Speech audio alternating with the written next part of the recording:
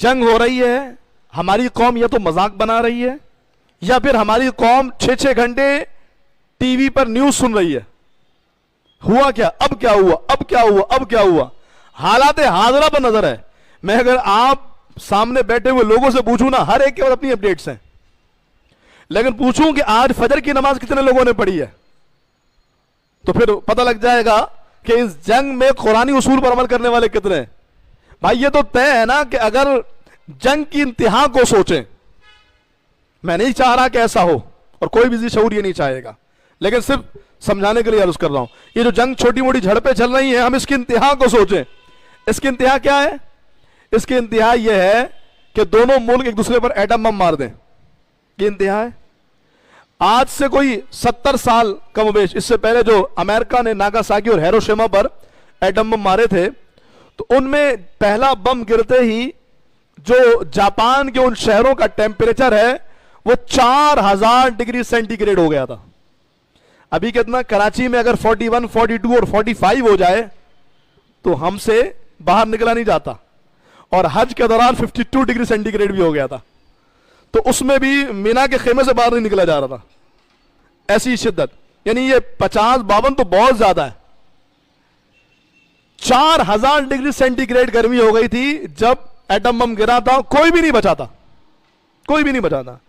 और ये 70 साल पहले के एटम बम की बात है। अभी पाकिस्तान और इंडिया के पास जो एटम बम मौजूद है का इनमें सबसे कम का जो अगर तखमीना लगाया जाए वो ये है कि अगर अल्लाह ना करे कोई एक एटम बम गिरता है तो उस जमीन, उस कुर्रे अर्ज़ का टेम्परेचर 25,000 डिग्री सेंटीग्रेड पे चला जाएगा।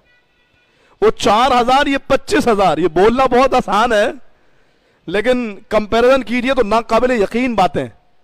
इतने खतरनाक बम है कि 25,000 से 40,000 डिग्री तक ये गर्मी जा सकती है, कोई भी नहीं बचेगा, वजूद ही नहीं रहेगा, सब खत्म हो जाए। ये जो पाकिस्तान के खिलाफ बक बक कर रहे हैं ना, अगर पाकिस्तान नहीं रहा तो कोई भी नहीं रहेगा। ये अगर फौज नहीं रही तो कोई भी नहीं रहेगा। इराक में जाकर के देख लो अमेरिकन ने क्या हाल किया हुआ है, जाकर देख लो कि इस वक्त फलस्तीन का क्या हाल है, शाम का क्या हाल है, यमन की सूरत हाल क्या है। अगरचे उनकी फौज मौजूद है और लड़ रही है, अल्लाह उन्हें मजबूत करे, लेकिन सूरत हाल क्या है। तो ये जो आर्मी के खिलाफ और पाक फौज के खिलाफ बातें कर रहे हैं, यह कलमंदी नहीं है।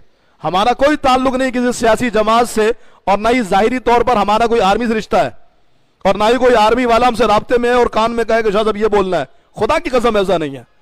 ये वतन की मोहब्बत है कि वतन नहीं रहा तो हम कैसे, हमारा वजूद चे माना दारत, हमारा वजूद कैसे होगा अगर पाकिस्तान नहीं रहा तो। बहरहाल समझिएगा, मैं ये कह रहा था अल्लाह ना करे अगर इस जंग की इंतहा को सोचें तो यह है कि एटम बम मार दिया जाए, और एटम बम मारने के बाद ना इंडिया बचे ना पाकिस्तान बचे, तो हमारी कामयाबी होगी, हम नाकाम हो जाएंगे। का कुरान के उसूल पे अमल करोगे तो कामयाब हो जाओगे, और वो क्या है? कुरान ने एक साबित करमी और दूसरा अल्लाह का कसरत से जिक्र। अल्लाह का जिक्र करते करते मोमिन की ख्वाहिश क्या है? कुरान कहता फमन ज़ुहज़िहा अनिन नारी व उदखिलल जन्नत फ़क़द फ़ाज़, जो जहन्नम से बचा के जन्नत में दाखिल किया वो कामयाब है। तो फिर कामयाबी क्या है? कामयाबी यह है कि अल्लाह का जिक्र करते करते बंदे को मौत आ जाए, फजर की नमाज पढ़ी और मौत आ जाए, इशा का सजदा किया और मौत आ जाए। अल्लाह ना करे, अल्लाह ना करे अगर वो सूरत हाल बन जाए तो भी अल्लाह का जिक्र करने वाले कामयाब हुए कि नाकाम? कामयाब। और वो लोग जो बैठ के तज्जिया तो कर रहे हैं, जो बैठ के न्यूज तो सुन रहे हैं, जो बैठ करके मुख्तलिफ किस्म के चैनल्स पर अपडेट्स तो ले रहे हैं, सोशल मीडिया पर अपडेट्स तो कर रहे हैं, लेकिन नमाज नहीं पढ़ रहे, कुरान नहीं पढ़ रहे, मौजूदा सूरत हाल में कुरानी फलसफे पर अमल नहीं कर रहे, तो फिर ऐसे लोगों के बारे में समझ लीजिए कि ये वो लोग हैं कि जिनको जंग की कामयाबी से कुछ लेना देना नहीं है। ये जाहिरी रमक को देखकर, जाहिरी हलचल को देख करके थोड़े दिन के लिए साथ हो गए बस।